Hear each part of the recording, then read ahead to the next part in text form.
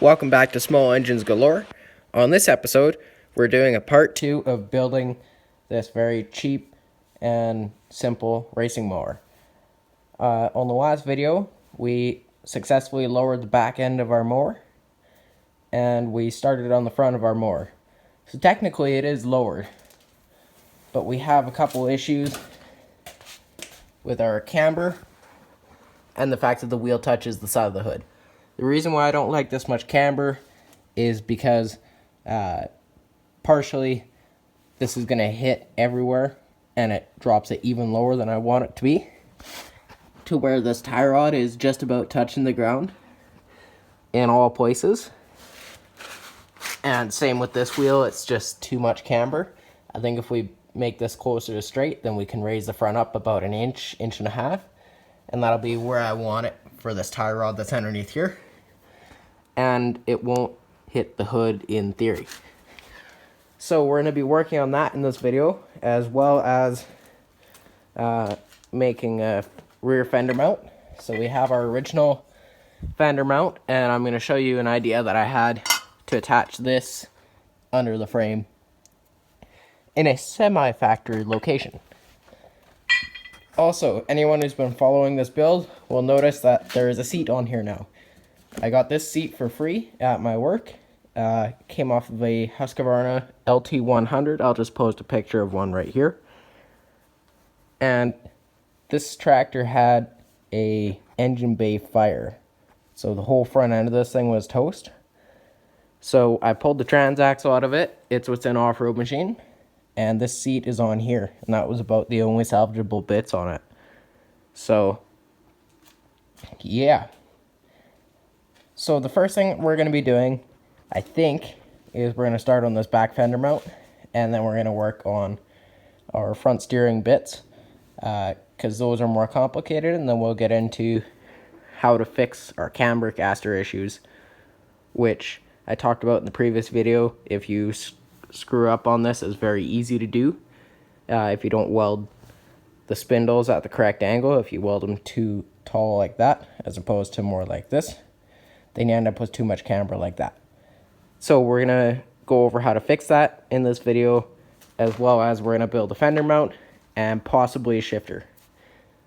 Anyways, let's get to that. See you guys then.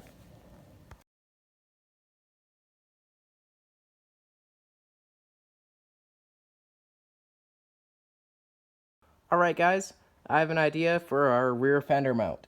I mounted our trailer hitch pan, just not in the same holes. So this bolt used to be down here, meaning this hole used to be here. We're going to end up building a bracket, I think, for right here.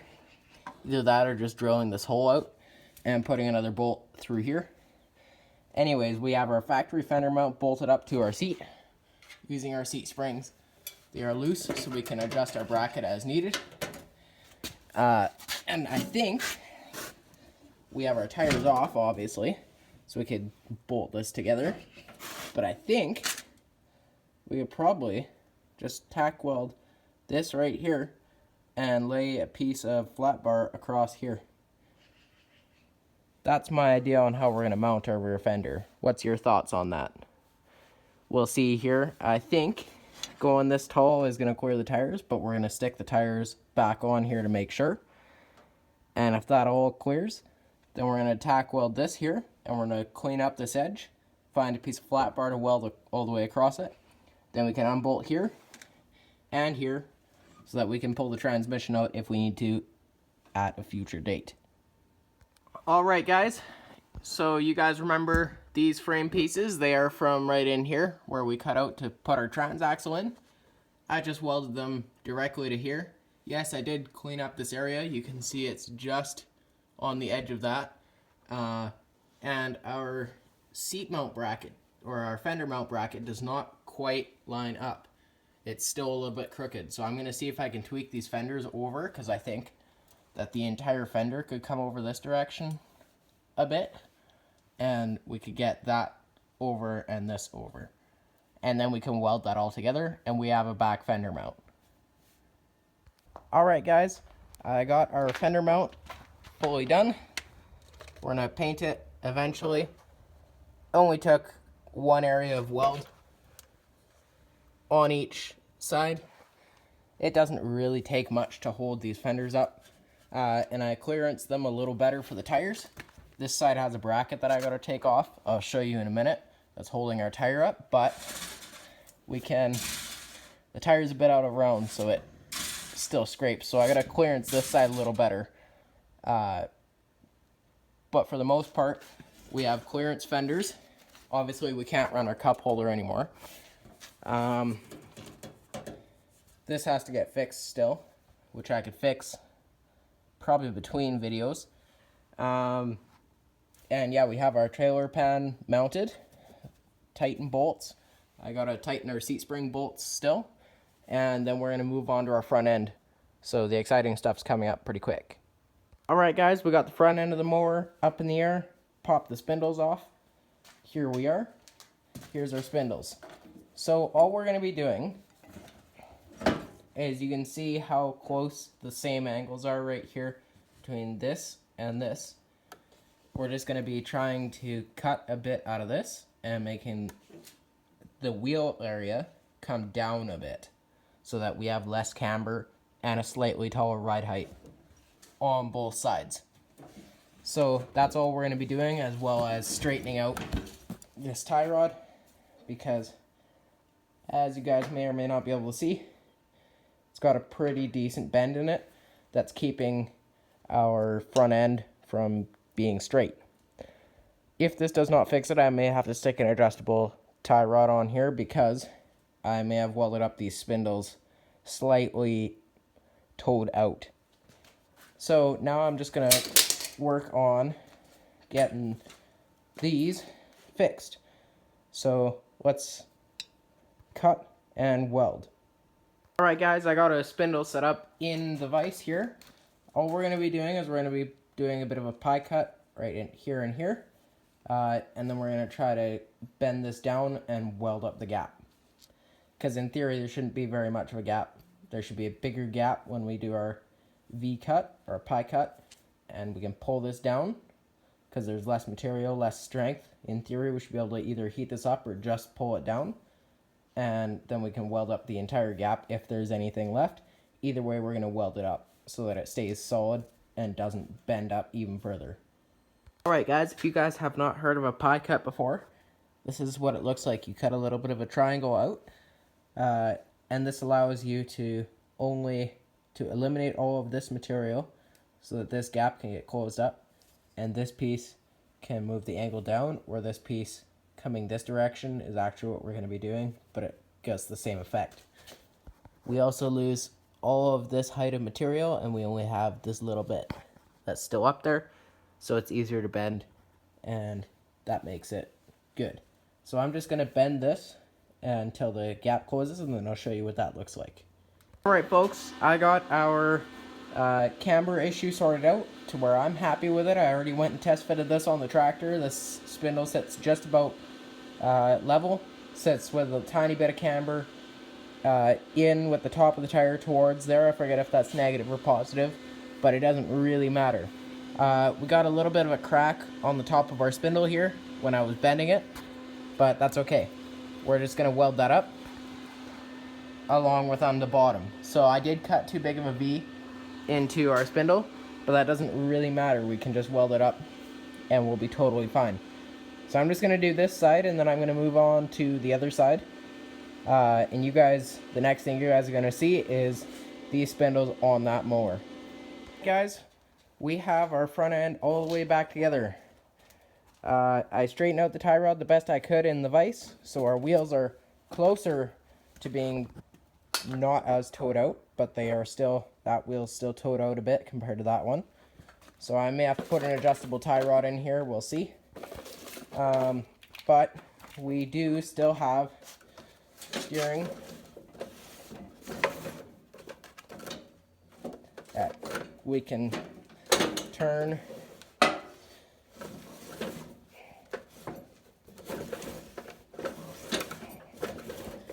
so that's good. Still got to find some clips for the spindles up top, but we got our camber fixed mostly.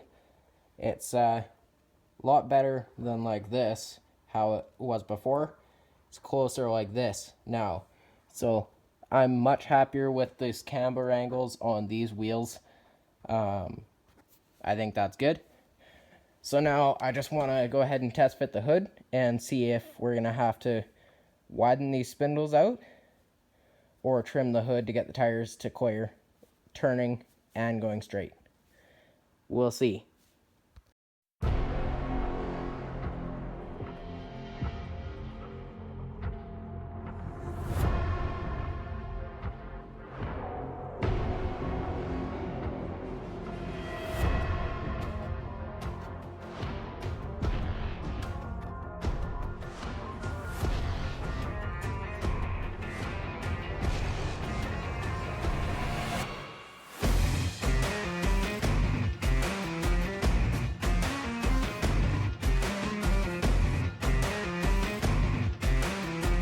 Alright guys, we got our mower rolled outside for the first time on 4 wheels with less camber on the front wheels.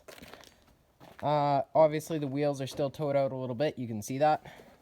And we have some turning radius before we hit the side of the hood. But I think we're going to have to cut those spindles and widen them out eventually. I think we're just going to initially start the actual driving with no hood on it. Because also the hood does not stay on very well due to this mount right here being busted off for the hood pivot. So that part's not as good. As you can see, it kind of flops over. But I mean, they're very common on these to be busted off because they're that plastic grill and they just mount to plastic. They don't even mount to metal anywhere. So that kind of sucks, but aside from that, we're doing pretty good. We are fully lowered on the back except for a shifter. We have our belt alignment figured out. We still need to do brakes and we still need the spacers for the axle. Because as you can see, these wheels are not, this edge of the wheel is supposed to be right at the C-clip groove, and it's not. So I'm going to have to slide those out and either build or find some factory spacers to make those work. But aside from that, our fender is clearanced. Our front spindles are good. We have a fender mount. We also have a trailer pan. We have full steering front, and we have good mounts in the transaxle in the rear. We have a seat. We have seat springs. We have room. We could still stick a battery or a small fuel tank back here, which is good because I was worried about that. We might even be able to fit the stock size tank in there, but I don't think so. I think we're gonna have to go with something smaller, but that's okay. We're gonna figure all that out in a future video.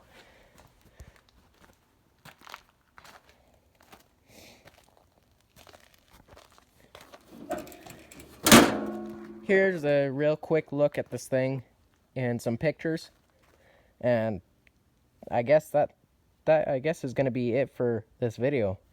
Thanks for watching, guys. See you all on part 3. Keep in mind, I don't know for sure when the next part is going to come out and what we're going to be doing on the next part because I still don't have an engine for this yet. I have reached out to all my buddies with racing mowers, and we're going to see if any of them has a lead on an engine that we can stick in this thing. Anyways, thanks for watching, guys. See you in part 3.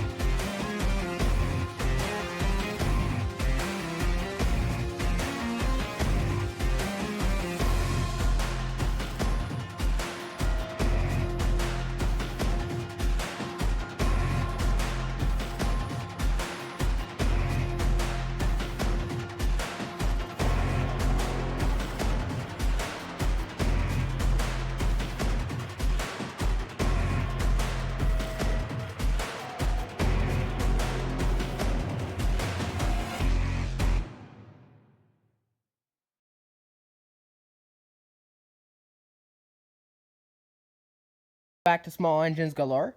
On this episode, this is part 3 of building our budget-friendly racing mower. This thing is on its side right now because I just wanted to show you guys a couple things underneath. And it's easier to show you guys some stuff that's underneath if it's on its side as opposed to jacking it up and crawling underneath it. So we still got to stick our fender bolt in right here, but it all lines up. This side needs the nut on it, which I'm going to do right quick here. I wanted to show you guys, I have this shifter plate here stuck on here, and we have a shifter and we can go through our gears. And being that this is this style of shifter, we're going to stick it through kind of over here in our fender. We're going to cut a slot there for this to go through, and in theory we should have some down here, and we may need to shorten the shifter in the future, but we'll just have to see how that all pans out. Underneath, we have this shaft right here, which is the input shaft of our transaxle. We're going to be putting a pulley on here. I haven't decided what size yet, probably a 2.5. And we're going to be building probably a custom tensioner to hold the belt onto it, as well as some belt keepers, because when you're running a small pulley, even a big pulley, anything that's higher RPM, the belt tends to expand and fall off the pulley, especially if you are pressing the clutch in and the belt. You can see that this is moving just a little bit. It's stuck in park right now. And when this gets pressed in, then the belt gets really loose and it tends to kind of fall off the back. And then you're crawling underneath it on the side of the road or whatever to put the belt back on.